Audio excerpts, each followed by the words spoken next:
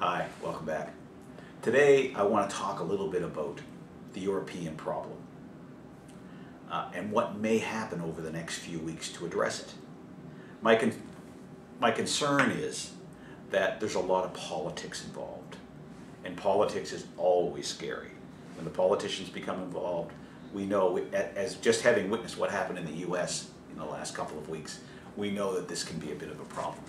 But anyway, the thought process is that the European Union as a group is going to put together this massive bailout fund to the tune of 2 trillion euros, which by the way is close to 3 trillion US dollars.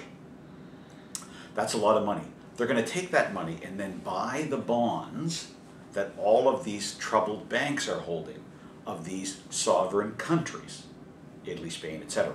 You know, those countries, if the bonds are purchased by the central bank, then the regular banks, if you will, that are in these countries, no longer have these bad debts on their balance sheets. That then frees them up to loan money to other people, which helps the economy start, and companies borrow money and hire more people, etc. It's a very positive thing.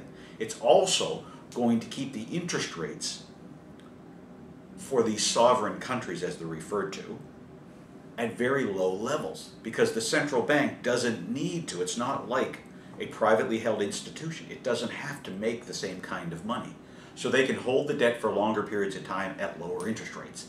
And that gives governments a chance to come up with austerity programs or cutbacks or things, or raise taxes that will allow them then to pay the money back over a more longer period of time. We often call that a reorganization, as a way to put it in the, in the real world. And that's really what they're trying to do right now. They're trying to extend the debts over longer periods of time at lower interest rates, and that's kind of give it a chance to sort of work itself out over time. I hope that helps.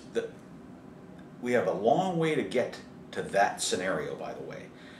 It's really a question of whether or not the German and French people, which are these governments of these two countries, which are the primary sort of decision makers inside the Eurozone and the strongest economies, are prepared to pony up this kind of money for the peripheral countries, if you will. It's a lot to ask. There will be a massive amount of euros being printed if they do go ahead and do this, which, by the way, can lead to inflation over longer periods of time. More dollars chasing fewer goods leads to inflation. I hope that helps understand the situation in Europe. My next video is sort of going to look at how then what may happen, or what has happened in the equity markets here in North America, and how they might, if this scenario plays out, what we might see as a reaction to it, and how you might benefit. Thanks for your time.